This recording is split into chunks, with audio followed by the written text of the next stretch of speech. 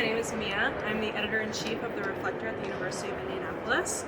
I wanted to take the time to thank you for sitting down with me today. As you said, it was a really busy week. Absolutely. Just to kind of get started, when I was preparing for this interview, I noticed that when you're interacting with a lot of local news outlets about this bill, you mostly did so via written statements. So my first question to you is, why sit down with a student journalist?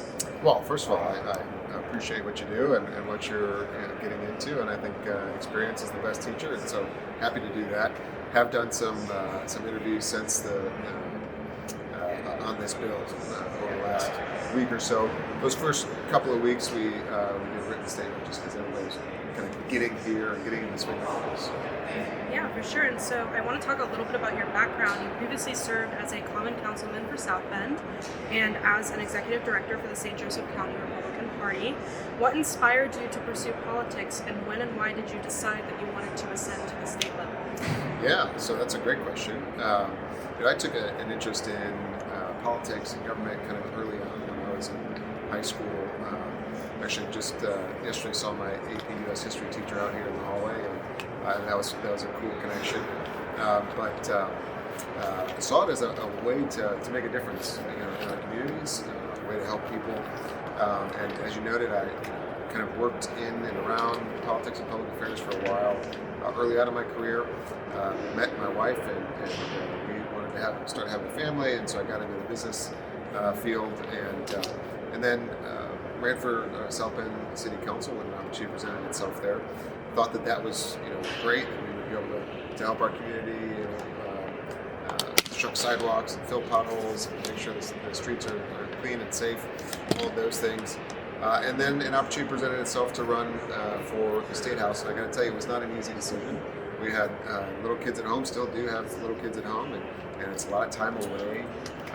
But came out of some conversations with my wife and others, feeling like it was something that we were called to do, again, to make a difference for the state and particularly for the people that I represent. Of course, and so kind of shifting to House Bill 1136, so for those who might not know much about this bill, what exactly does this bill propose? Yeah, so this bill really gets at kind of the heart of some accountability issues that when we talk about school districts. I think there's different ways that we can measure performance. Of course, there's testing results, there's post-secondary attainment, whether students are going on to achieve post-secondary certifications or going to college.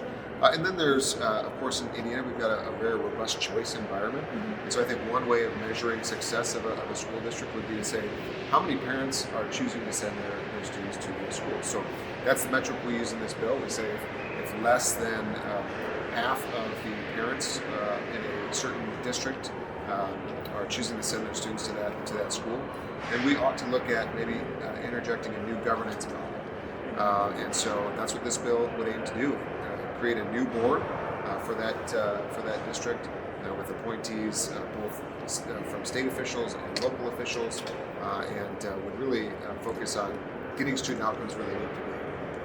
Yeah, and so the bill has received some pushback. Specifically, what I saw was the Indiana Education Equity Coalition sent a letter to the Indiana General Assembly kind of outlining their opposition to the bill, citing the possibility for it to jeopardize public education, or maybe it feels a little bit targeted toward specifically IPS schools. What would you say to people who are in opposition to this bill? Yeah, so I had a very great conversation with the Indiana Equity Coalition. I've had folks from IPS, and folks from Gary, and all these different school corporations in my office, and we've had really robust conversations. They've been really great to have. We've talked to parents and educators, and so look, I have said from the beginning that I'm willing and more than willing, actually, I'm eager to have these conversations, to listen to the perspective. I don't come into this building thinking that I have all the answers. Our jobs as legislators are to, when we see problems, to try and address those. Mm-hmm. And of course, we want to have these conversations on an ongoing basis. And so, the legislative process can be somewhat difficult to track, but things move and change throughout the session. And so, I would just tell folks to, first of all, don't panic. Second of all, again, we're going to continue to have those conversations, and just I would encourage folks to watch as the things move along. Yeah, and so you mentioned earlier, like, you noticed accountability issues sort of going on. So where did you identify the need this bill? Yeah, so again, I've done a lot of work in the last couple of years on the education committee. I've been on the education committee ever since I arrived here. I've done a lot of work around literacy and literacy rates. We're starting to do some more work on math and really getting students to a level where they can have the best chance of success after school as possible.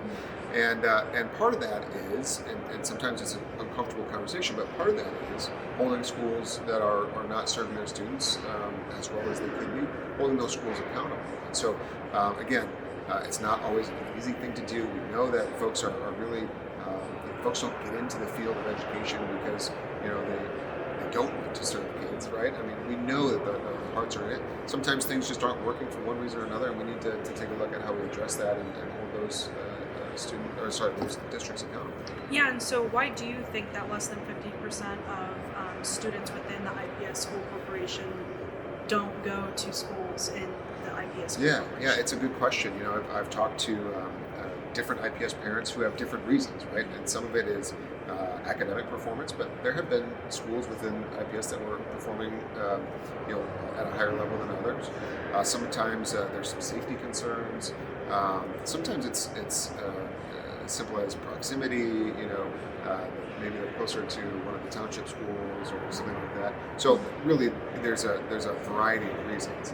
But I think again, when you look at a school that has less than 50%, and in IPS's case, 39%, only 39% of parents and families are choosing IPS schools. I think that really sends a signal that there's a lack of faith in the district, and so that is something that we certainly need to look at and address. Yeah, and so just kind of like a clarification question. So say a school corporation reports less than half of families kind of going to those schools, and I know that you said by 2028 in the bill that those school corporations would need to transition to that charter school system that you indicated. And so let's say in 2026, school district enrollment changes. Is that if you don't meet the cut now, you have to transition, or is there some sort of flexibility there? So the bill is actually very targeted. So it specifically calls out that if you are below this threshold as of the fall 2024 ADM count date. So it's a snapshot in time.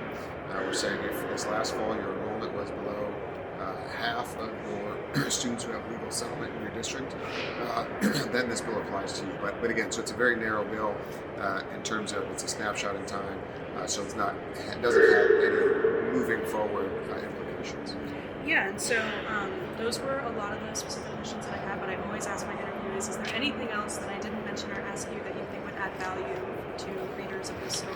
Yeah, no, I appreciate you taking the time and for your thoughtful questions. I think that, again, I just want folks to know that this is really about students and student outcomes. For me, that, every day when we come into the education committee, we're really laser focused on how do we make sure that Hoosier kids are educated to the best of their ability, and we take that responsibility very seriously. And so again, I would just encourage anybody that's reading or watching to track along this session, and things can change pretty quickly here. And then if they want to chime in and be a part of the conversation, we are here all the time and ready and willing to be a part of it. Yeah, well, thank you so much Thank for you. meeting with me today. Absolutely.